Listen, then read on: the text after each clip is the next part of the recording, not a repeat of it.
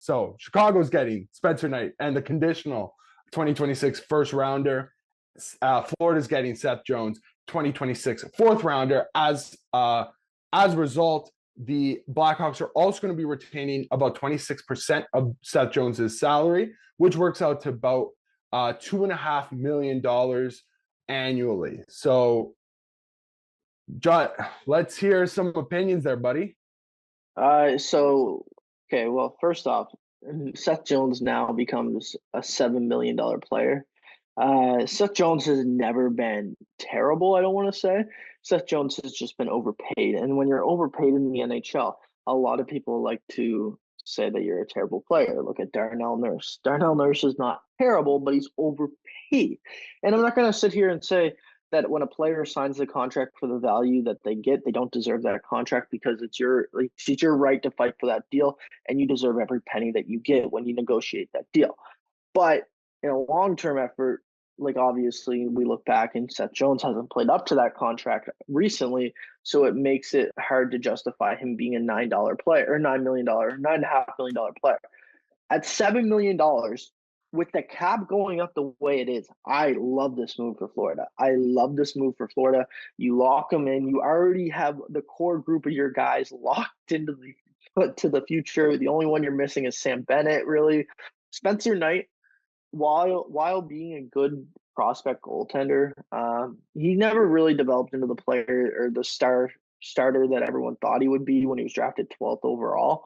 But yeah, it's kind of interesting to look at what Florida has been able to do trade after trade.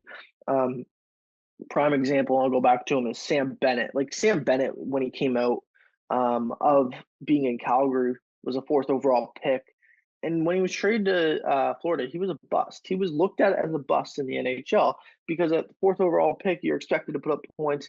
Well, then he found a rejuvenated career in Florida, where he played a lot better hockey. He's played a lot. He was a big part of the Four Nations face-off for Team Canada as well. And he was a big part of the Stanley Cup run last year.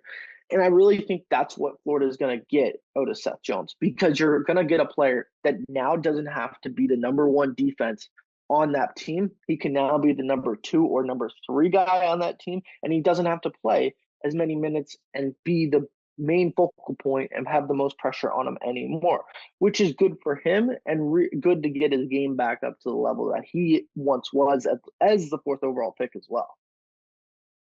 Yeah, I think when me and Dave talked about this on our last episode, we kind of came into it with the same idea of, at a certain point, Seth Jones gets underrated with how much kind of heat he's gotten, really, right? And with the rising cap, even if you weren't getting retention involved, I could even convince myself that 9.5 is the price of a 3 or 2 defenseman in the future.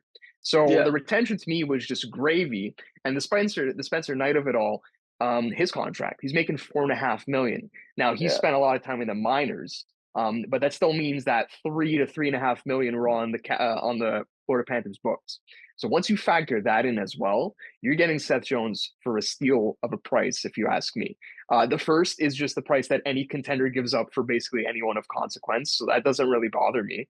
And I honestly don't think they looked at Spencer Knight as having that much value. Bobrovsky, I think he only has the 1 year after this, but honestly, goaltending, that's like a problem for down the road. Not that it's not that far down the road, like it's going to come sooner than you think, but I think the NHL has been trending more and more towards goaltending that you don't have to invest too much unless you have like the blue chipper, which they don't right now.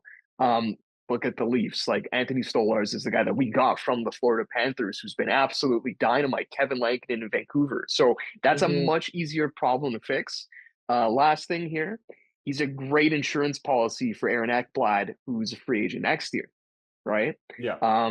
So there's that as well. And also, I was trying to get the Seth Jones stats. He's had really good playoffs from what I remember. Like he played against the Leafs in that bubble series.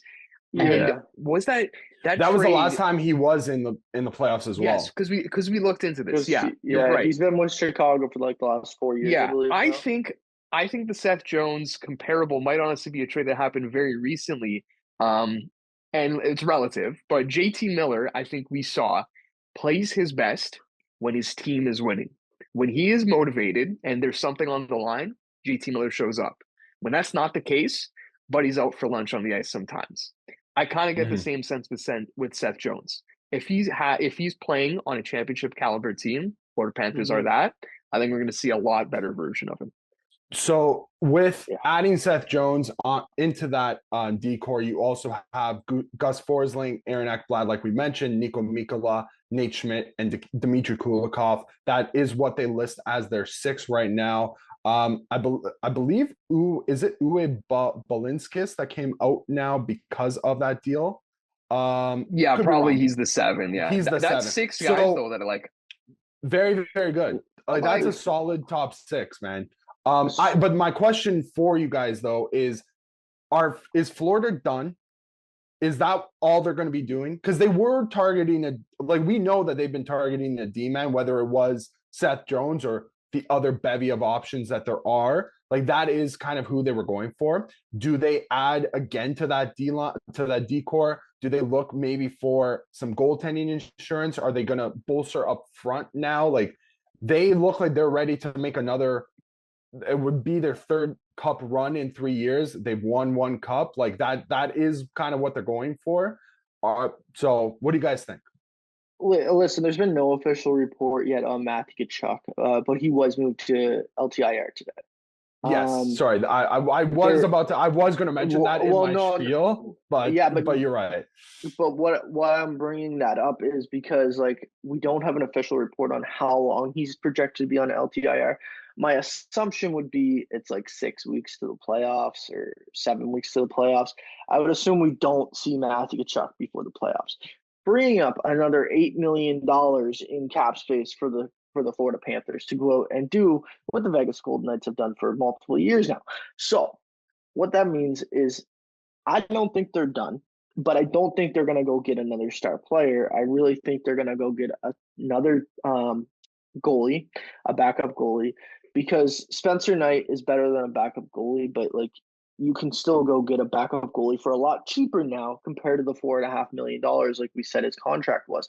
Then I really think that their forward group is really good. I really like their forward group. I think the one area that they might, add another spot would be their defense, and that would be to go get a 5-6 guy. I really don't think that they're going to make any changes up front. They play sound up front unless unless the Florida Panthers and Bill Zito, because Bill Zito's really good at his job. He is really good at his job. Unless Bill Zito looks at Matthew Tkachuk and sees that $8.7 million or whatever it is and says, yeah, okay, on the books, let's go get a star player worth $6 million that we can keep after this year because you know what? We just need it. I really don't think Sam Bennett's being traded anymore. I think if that deal was going to happen, it would already happen. But yeah, I really think that when we look at the Florida Panthers and what they're going to do over the next week, that was their biggest move in acquiring Seth Jones. I think from here on out, it's depth moves for this team, whether that be on defense or the goaltending position. The reality is trades require assets. And in terms of draft capital, they're running really thin, right? So they have no 1st, 2nd, or 3rd this year now. They have no 1st or 3rd next year. They do still have all their picks in 2027. So you'd have to really empty the cabinet if you're going big fish hunting. What I kind of see happening in the case that Tkachuk is out until the playoffs is maybe you're not getting a star player, but you're able to get someone on an expiring deal with a bigger cap hit than most teams can absorb. So maybe it's a guy who is a 5 or 6D, but right now he's making 3 or 4 money. I don't have a name for you off the spot, but if I you have can a go name. and get I have a name. Let's hear it. David Savard. David Savard's making 3.5 though, right? David Savard though, no, I think he might be 3.5, but he might be 4. I think. Check it out because I can see that, but I honestly I look at their defense and I prefer their 3rd pair to their 4th line. Like if we're looking at depth, I think they're getting gravy out of Nate Schmidt right now. You got 5 goals out of him. He is at 3.5. Okay. And Dmitry Kulikov is someone that they rave about as well. Nico Mikkola, another one. They've got guys that they're getting gravy from on the blue line. Meanwhile, their 4th line wingers like an AJ Greer and a Jonah Gadjevich, bigger bodies, like physical types. I think that's where you can upgrade. So if you can go and get a veteran who's making 4 or 5 mil that a team like, just for example, Toronto can't afford because that would be all of our cap space, that's where the advantage comes. So then you can get them for cheaper because they make too much money and you have a smaller market to work in. And you might only be having to trade a 4th or 5th rounder to get that type of player. I hear that point. I think there is one name that comes to mind when you think of that, but I don't think he's a fourth liner. I think he would move someone down to the fourth line to give him more depth.